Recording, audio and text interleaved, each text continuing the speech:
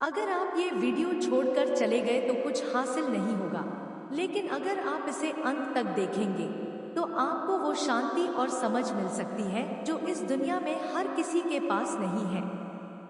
यह कहानी है उस परम शिव की, जिन्होंने चिंता और संकट से ऊपर उठकर हमें सिखाया कि असली शांति क्या है। और अब भगवान शिव के रूप में एक आदर्श चित्र या कला दिखाई जाती है, फिर धीरे धीरे आपकी आवाज सुनाई देती है। यह कहानी उस महाकाल की है जिनके बारे में हम अक्सर सुनते हैं, लेकिन क्या हम जानते हैं कि वो हमें अपनी शक्ति से नहीं बल्कि अपनी समझ से जीतते हैं। वो शिव जो केवल देवों के देव नहीं बल्कि हर प्राणी के भीतर छुपी शक्ति और ज्ञान के प्रतीक है। भगवान शिव की कथा चिंता करने वाले हर व्यक्ति के लिए एक गहरी शिक्षा है। जब संसार में हर किसी को लग रहा था कि राक्षसों ने देवताओं को पराजित कर लिया है, तब भगवान शिव ने किसी से न डरते हुए एक नायाब कदम उठाया। उन्होंने समस्त संसार को ध्यान की शक्ति सिखाई, जिससे न केवल उन्हें बल्कि उनके अनुयायियों को भी मानसिक शांति मिल सकी। क्या आपने कभी सोचा है कि भगवान शिव के ध्यान में क्या राज छुपा है? वो जानते थे कि बाहरी दुनिया में जितनी भी परेशानियां हैं, अगर अंदर की चिंता और अशांति को शांत किया जाए तो कोई भी संकट टिक नहीं सकता। यही संदेश भगवान शिव हमें देते हैं। भगवान शिव का ध्यान ही हमें यह सिखाता है, चिंता सिर्फ एक विचार है और उसे बदलने की ताकत हमारे भीतर है। जैसे शिव ने जीवन के सभी कठिन संघर्षों को शांतिपूर्वक सामना किया, वैसे ही हम भी अपनी परेशानियों को शांतिपूर्वक देख सकते हैं, बिना घबराए। भगवान शिव की यह कहानी सिर्फ एक पुरानी कथा नहीं बल्कि एक गहरा जीवन दर्शन है। अगर आप अब भी चिंता कर रहे हैं तो याद रखिए कि जो शिव हमें सिखाते हैं वही हम सबके भीतर भी है, वह शक्ति, वह ध्यान और वह शांति। भगवान शिव का एक रूप है वह शिव जिन्होंने सबसे पहले योग का ज्ञान दिया। जब देवता और राक्षसों के बीच संघर्ष चल रहा था, शिव ने अपनी तात्कालिक ऊर्जा और ध्यान से न केवल संसार को संजीवनी दी बल्कि एक सूत्र भी दिया जिससे हर जीव अपनी आंतरिक शक्ति को पहचान सके।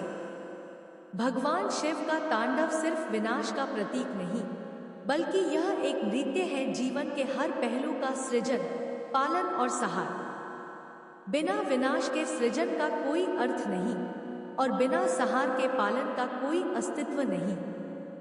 यह तांडव हमें यह सिखाता है कि जीवन की हर स्थिति में संतुलन बनाए रखना कितना महत्वपूर्ण है। अब हम आते हैं भगवान शिव के ध्यान और योग पर। ध्यान सिर्फ एक शारीरिक क्रिया नहीं है, यह मानसिक शांति और आत्मज्ञान की दिशा में एक यात्रा है। भगवान शिव ने सबसे पहले ध्यान की शक्ति का अनुभव किया था और इसे समस्त संसार के साथ साझा किया। यह न केवल एक साधना है बल्कि यह हमें यह सिखाता है कि हम अपनी चिंताओं और मानसिक अशांति को कैसे शांत कर सकते हैं। उनका ध्यान गहरे सन्नाटे और शांति में होता है और यही वह अवस्था है जहां से सभी उत्तर निकलते हैं। जब आप ध्यान करें तो अपने मन को शांत करने का प्रयास करें, अपनी सांसों को महसूस करें और देखिए कैसे धीरे धीरे चिंता और डर दूर होते जाते हैं। भगवान शिव की एक खास विशेषता है, वह हमेशा विरोधाभासों के प्रतीक रहे हैं। अगर हम उनकी जीवन कथा पर नजर डालें तो पाएंगे कि वे कभी भी किसी एक पहलू में नहीं बंधे। वे न तो पूरी तरह से गृहस्थ हैं, न पूरी तरह से त्यागी। उनका जीवन एक ऐसा संतुलन है जिसे हम सब अपने जीवन में अपना सकते हैं। भगवान शिव और पार्वती का संबंध भी हम सभी के लिए एक प्रेरणा है। पार्वती ने शिव से प्रेम किया, लेकिन उनकी साधना और ध्यान में कभी कोई विघ्न नहीं डाला। उनका प्रेम एक शुद्ध प्रेम था जिसमें कोई अपेक्षा नहीं थी, सिर्फ सम्मान और समर्थन था। यह संबंध हमें यह सिखाता है कि जीवन में प्रेम और त्याग का सही संतुलन होना चाहिए। जैसे भगवान शिव ने पार्वती को बिना किसी शर्त के स्वीकार किया, वैसे ही हमें भी बिना किसी पूर्वाग्रह के अपने संबंधों में संतुलन और प्यार बनाए रखना चाहिए। भगवान शिव के तीसरे नेत्र का भी एक गहरा अर्थ है। उनका तीसरा नेत्र किसी शारीरिक अंग की तरह नहीं है, बल्कि यह एक प्रतीक है हमारे भीतर की तीसरी आंख का, जो हमें वास्तविकता को देख पाने की शक्ति देती है।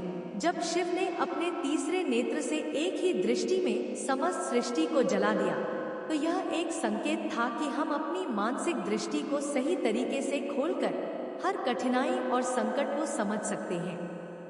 अगर हम अपनी आंतरिक दृष्टि को खोलें, तो हम पा सकते हैं वह गहरी शांति जो हमें सभी समस्याओं से ऊपर उठाकर सही दिशा में मार्गदर्शन करती है। शिव का संहार भी एक अमूल्य शिक्षिका है।